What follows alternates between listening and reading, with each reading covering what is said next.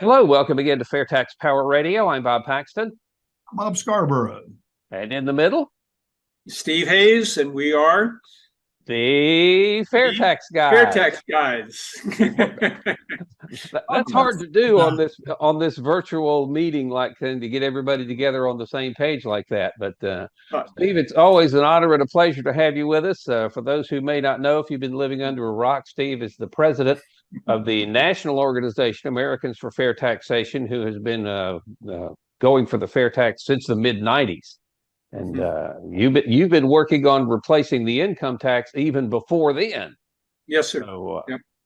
All right. Oh, I forgot to say. Oh, we are the FAIRtax Guys, and there's Fat Albert representing the income tax. All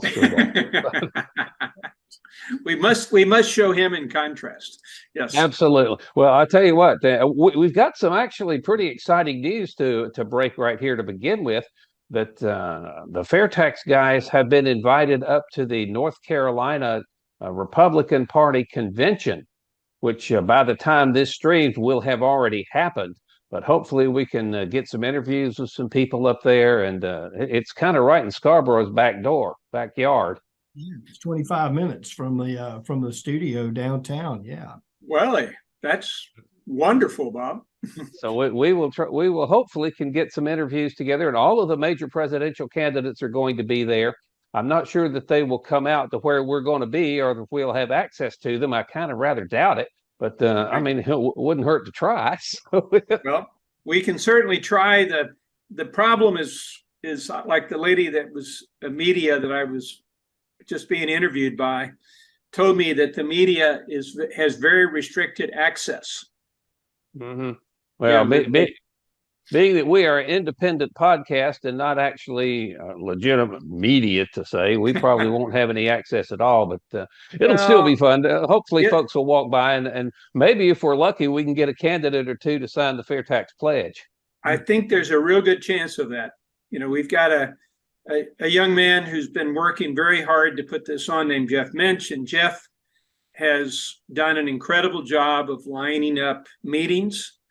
And there will be a number of members of Congress there. And I'm sure that we'll have an opportunity to introduce some of them to you. Excellent. All right. Well, let's get on with the program today. And the subject at hand today is the same subject that you wrote about this past week, or a couple of weeks ago. I guess it was what was Friday's date? The second? The chairman's report that came out on June 2nd. If you can go to fairtax.org.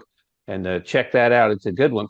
It has to do with the kind of unintended consequences that the Trump Political Action Committee attack against Ron DeSantis for his support of the fair tax is having. You want to kind of elaborate on what's going on here? Sure. It's like that somebody at MAGA, Make America Great Again, PAC, didn't really look at history, because they came out and they, first of all, made some very misleading claims, like it raises the rate 30%. And, they don't talk about you get to keep your whole check. They don't talk about the prebate. And they've just been excoriated by fact-checking media and, about it being very misleading and untrue. But the most important part of it is that they fell into the same trap that Adam Putnam fell into when Governor DeSantis was running for the nomination. Putnam was the Secretary of Agriculture. He'd been a career politician, and he was still ahead, but he was starting to lose some momentum. And so he came out and attacked the fact that Ron DeSantis, for all 3 terms that he served in the House of Representatives, had been a co-sponsor of the fair tax. They didn't call it the fair tax. They called it this huge 23% tax that's going to be added to the cost of everything that you have to buy. Right. They only tell that part. They never tell the rest of the story.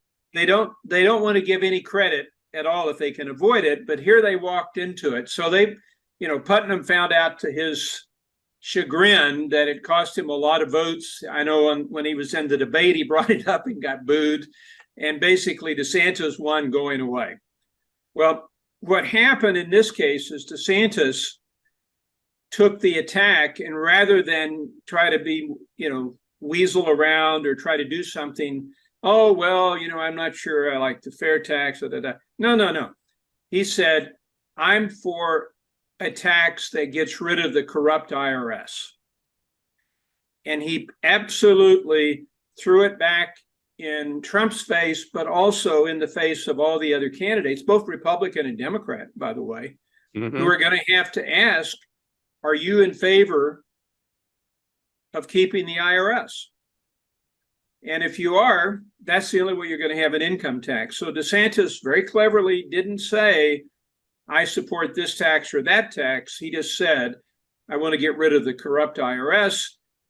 And the other problem MAGA has is that Trump is in recorded interviews talking about how much he likes the fair tax and and all through the last 40 years, how much he dislikes the IRS.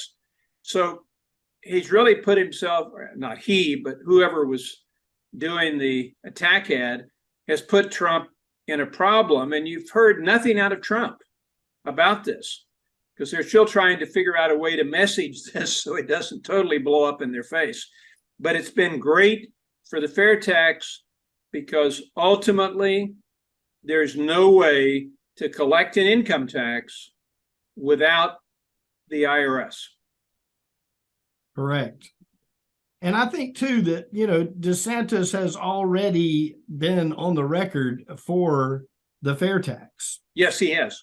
And at the same time, even right now, navigating these choppy waters created by misinformation, not only he, but the other candidates are kind of sitting there going, well, how are we going to, and this is really a good thing, but how are we going to navigate these next few months right.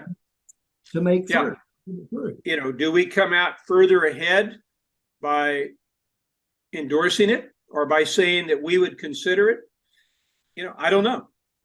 That's the quandary they're in. But the biggest thing is, as both of you have pointed out, is that it puts the fair tax squarely in the news, and it makes it where it's going to be incredibly difficult for them being the other candidates, Republican and Democrat, to avoid commenting on keeping the IRS.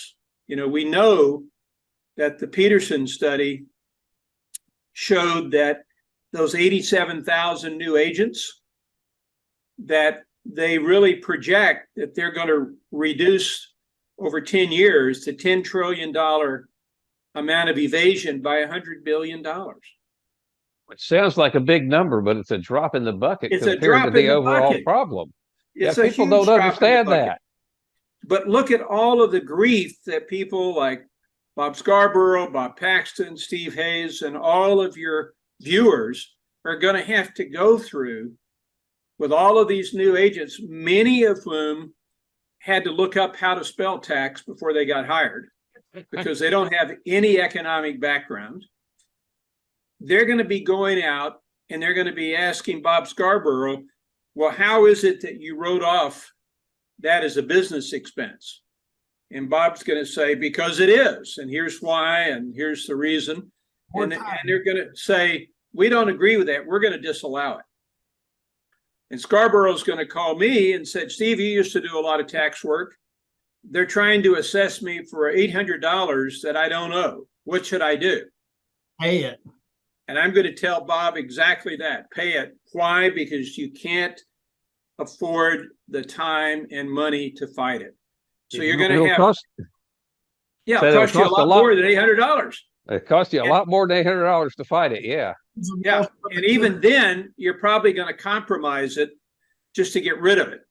So you're not in a good situation. But that's the kind of legalized extortion millions of families are going to go through so that they can regain, what is that, 0.1% of the evasion dollars. It's just totally idiotic and it's totally nuts, but it's also totally the way DC thinks because they are dancing as fast as they can to not destroy the machine that creates lots of money for them in donations from special interest, and that allows them to control us. There are just so many people up in DC area make their living off of the income tax that they do not want to do anything that might jeopardize that living, no matter how bad it is for the rest of us. And so you're seeing that the dance continue. You're seeing why McCarthy had to be forced to allow a vote, because otherwise he wouldn't be elected chairman. And do you think he's going to keep that promise? Yes, I think he will. Okay. I think he will. Because if he doesn't, I think there will be enough of the Freedom Caucus that will demand a new vote. And that's going to create a big problem. And he'll try to make it, Bob, he'll try to make it something like we'll have a vote at 10 o'clock, the evening before Thanksgiving or something like that. Don't get me wrong. We're not going to get a lot of help.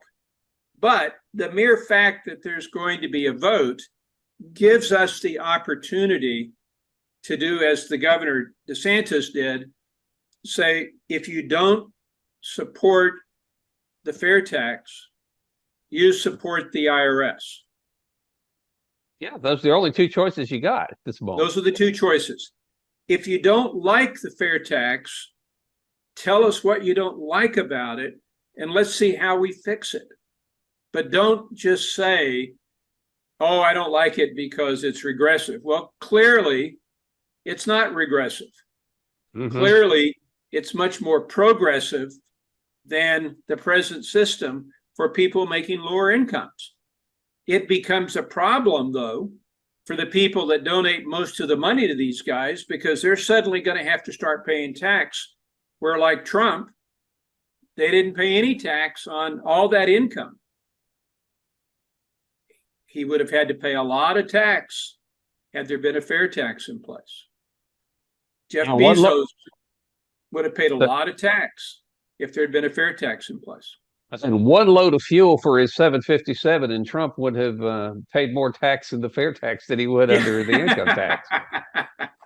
Yes, and basically that is the problem, is that you're looking at a tax that is not applied to the wealthy. That's why these people at Davos, they're so frustrating to me, because they get up there, and a lot of them are inherited money, like the Walton family, and they lecture us about how we should be paying more tax. Well, my rejoinder to them is, just because the income tax is assessed at a certain amount, the federal government is considered a charity. You could pay as much as you wanted today. You don't need additional rate. If you feel like you're paying too little in taxes, you can correct that. Pay more. Yeah, your choice. It's your choice, but don't lecture me that I'm trying to provide for my family and I should be paying more tax to the federal government. Don't lecture me about that. If you don't like what you're paying, pay more. It's your choice. Well, there's hundreds of millions of more of the common man than there are of elected representatives or the people that sit in that tower over in Davos. And so we have an opportunity, and if it takes a minute to get up the hill on what HR 25 is, it's a sprint, absolute sprint for people when you say, hey, you want to get rid of the Internal Revenue Service? Yes. Oh, absolutely. And then, yes. and here's how you do it. And yes. I think that's where, and your chairman's report the other day kind of drew this line. Hey, thank you, President Trump, for bringing this about, or at least your PAC for bringing about this great opportunity. And it's like all of the dominoes are all set up now. All we have to do is tip that one down, and we end up with the fair tax. And that's the benefit to us is far greater. And I'm sure those wonderful, esteemed individuals up in Washington, D.C. will find another way to get money to get elected, or whatever it is that they do with all that money. They will. But the difference for them, and this is something that besides the money that I think is really troubling to many of them, is right now, people say to us, oh, 30% external rate tax. That means when I go to Walmart, I'm going to pay 30% more. Right. And that's true. However, what isn't true is that it takes 30% of their income out of their pocket, because you've got a prebate that allows a family of four to effectively spend $40,000 with no fair tax. So you're only paying 30% on the amount above that for new goods and services. Yeah, and you bring home your whole paycheck. That's right. And you're paying 7.65% in self-employment or employment taxes, payroll taxes. So your rate is either almost zero if you're making the first 40,000 or 7.65. That's really your tax rate. It doesn't matter what the rate, quote, 30% or 20% or whatever. It's how much money comes out of your pocket that you can no longer use to feed your family and do what you want to do. And under the fair tax, even if you're making 60,000 and all of it's spent where you pay the fair tax, your tax rate is only 10%. Why do I say that? Because 20,000 times 30% is 6,000. Okay. Yeah. 10% effective rate, because that's what counts. Just like under the income tax, you may have income that's in a 30% plus bracket, but your actual rate of tax, if you made 100,000 and you paid 15,000 in federal income and payroll tax, that's 15%. It's not 30. Okay. So I think. Go ahead. I said I've always thought a lot of it. Sorry, I interrupted you. Oh, that's the perils of working parallel like this. I've always thought it was crazy that people who portray the fair tax rate, be it 23 inclusive or 30% exclusive, as exorbitant, and unsustainable, have no problem at all with an income tax rate of that much or even more. Right. They don't understand that the fair tax replaces the income tax. So it should not be a huge surprise to anybody that the rates would be similar. But Bob, don't you think that it is a surprise? Because most people, I'm talking about the average family out there, looks at their cost as being the payroll tax and whatever income tax they pay personally, whatever their withholding is. They do not look at all the other costs of the income tax system. The fact that every time they make a purchase, the purchase price is increased by 10, 15, 20% because of the income payroll tax system. And what really scares DC is they've been able to fragment this where most people don't really answer you in terms of what they make as a gross number, but it's what they think of as what they take home. That's their income. And they really kind of forgotten the taxes. But when you show people that the true cost of government for all of these programs, many of which they didn't even know existed until they looked at the budget, costs 30% tax, 30%? What do you mean, Congressman? You never told us that. Congresswoman, you never said anything about that. Had we only known. And plus, I defy anybody to say how much of the tax that Scarborough, Paxton, and Hayes pay goes to the Department of Defense. Because again, we don't know. It's not because the tax isn't just our withholding or what we send in on our 1040. It's what we pay in additional tax based on our purchases. So we don't know. Whereas with a fair tax, when you have a receipt, and this is something I think is really important. When we first started talking about this in 1990, we talked about doing it like a value-added tax is done in Europe. If you go to Europe and you buy something for $10, say in France, $2 of that is value-added tax, $8 is the product. It's an inclusive rate. Okay. Mm-hmm. So what happens then is that people become numb to the value added tax. That's why they like it so much, because they just assume that that thing they bought for $10 cost $10 because that's what they paid. They don't even look at the fact that it's $2 of tax. And we thought about that because that would make it a lot easier to say that what we have is a $10 product in which $7.70 is the product and $2.30 is that, and nobody's going to over time pay attention. But that defeated the purpose we were going for, because we want to transfer the power to the people, and we want every single American to understand what are the costs of feeding this beast we call the federal government. And the way to do that is to make it clear on every receipt for every retail new good they buy and every retail service. So we have that. And honestly, that's what scares the bureaucrats. That's what scares most members of Congress the very most. It's not even because, like Bob Scarborough said, they'll figure out another way to extort money for their campaigns.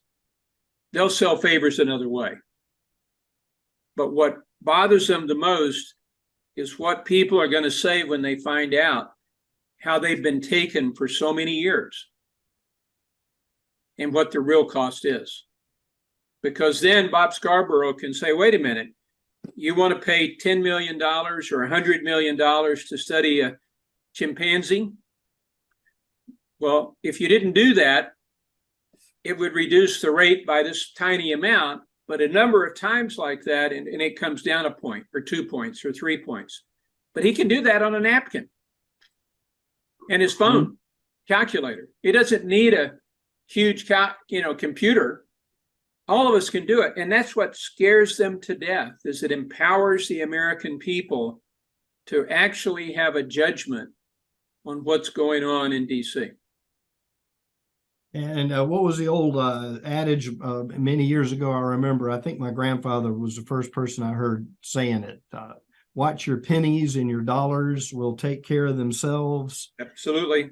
We think of this and we hear trillions. We hear $31 trillion in debt. You know, our business, our household, I'd be, out on the street if I let my bank account get to minus 31 trillion or my and here we are, and we don't think about it because it's so voluminous. But at the same time, if we just take a piece of it here, like you said a minute ago about the research on the monkeys and everything, I feel like I'm in a cage sometimes and have people looking at me. But the challenge for us is for the citizenry is to get engaged in the conversation that is going to take place, regardless of which side of the political persuasion you're on. Right. This is going to affect all of us. And in this cycle, we have a great opportunity. I don't think the stars have aligned like this ever for the fair tax. The tax on consumption is something that can be done, and everybody needs to participate and get up to speed on what it really is. Don't listen to that superficial, it's going to bring 30% on top of the gone. And the beauty of the PR, the negative PR that's surrounding the 87,000 IRS agents is that who the heck wants to get that kind of percentage? You have a greater opportunity to get somebody knocking on your door or a letter coming to you to take your $800. You're definitely, because those people have to perform. And how do they perform? They go out and they knock on doors, Bob, and they send letters. We've all gotten them before, the computer letter. Yes. And saying you didn't report this whatever amount of income and you owe additional tax. And again, even if it's a small amount, you pay it just because you want to get rid of them. Because if you've ever tried to fight a computer once, you probably will think twice about ever doing it again. So it's legal extortion. They're going to go out and do it. They're going to have to find ways to audit. They're not going to be, for the most part, trained to really understand it. So they're going to do things that their bosses want, which is collect money from taxpayers It's just to justify their time. If they can find a nick in the return, they're going to go after that, even if it's $100 or $300. Yes. Of course, Yes. you're going to be on top of that, so you're going to be at around $850. So if everybody's paying around $800 and they walk back in and they get an attaboy for, look how much I got today, boss, and biscuit to come their way, and it's just insane how that game works. But we're in the positive position now, and I feel that folks need to be standing up and celebrating now. It's not time to light off the fireworks necessarily, but it is time to celebrate, because we have celebrate the great opportunity that's before us at this time. I'm excited about, and of course past tense, because this show will probably air after the North Carolina GOP convention. But I think there's going to be an opportunity to really let some folks know, and maybe even get in front of some TV cameras and delineate, hey, it's not 30%. Right. On top of it is reduced, the IRS goes away, primarily the good thing for most people, and the 30% is going to wash once the fair tax gets enacted. 100%. And in one of my recent interviews, I was talking to someone who was somewhat skeptical about how it would actually handle the lower income people and we went through that, and they said fine. But what it came down to also was, I said, assuming that it collects the same amount of revenue, assuming that it is not less of a burden on a lower income person, I mean, it is less of a burden and it's not more, then how do you justify a business spending a lot of time filling out forms rather than making more of their product? Mm-hmm. How do you justify yourself having to spend a weekend getting ready for your tax form, if you're lucky, to file, when you could have spent it, either walking with your kids or doing something actually productive? How do you justify that? And that's really, I think, an issue here. The fair tax will grow the economy. It will help by bringing jobs back home. It'll help by incredibly increasing the amount of investment in the U.S., because we are now, with the fair tax, a tax haven. And that 50 to 30 trillion dollars that's offshore, that was taken from China and all these other countries, Africa and Russia, and it's looking for an investment. Are they going to go to Germany and pay 30% tax, or come here and pay zero? That's pretty much a no-brainer. Tell you what, I kind of hate to cut things off here, but we are slap out of time for this edition of FAIRtax Power Radio. No problem at all. Always love to have you, Steve. And say again, just as people interact with candidates as the election cycle heats up, just ask your Congress people, congressional candidates, whatever. Do you support the IRS? Yes or no? Do you want? And that's it. So we've got the opportunity to do it, and all we got to do is jump through that door. So again, Steve, thanks so much for being with us. We'll have you back, Bob, hope we'll see you there at the convention. By the time this airs, we will have already done that, which is kind of crazy. But anyway, that's going to wrap up this edition of FAIRtax Power Radio. Thank you so much for watching and listening. I'm Bob Paxton. I'm Bob Scarborough. And I'm Steve Hayes. We are the FAIRtax Guys. The FAIRtax Guys, reminding you the fair tax is the only truly fair tax. And once you understand it, you'll demand it. So what would you do for her? We've got several programs that will help her. We just need to find out how much she makes. But the good news is, the less she does, the more we can help. Yeah. If I may, with the fair tax, we wouldn't even tax her income. So the more she makes, the more she has. But still, a consumption tax could eat up a lot of her income. Which is why at the beginning of every month, we're actually going to give back all that she pays in taxes on basic necessities. You're going to give her back her taxes? Every month. on everything taxed on basic necessities. But we're also going to give it back to you and to every American citizen. Why? Well, we believe taxes should be fair.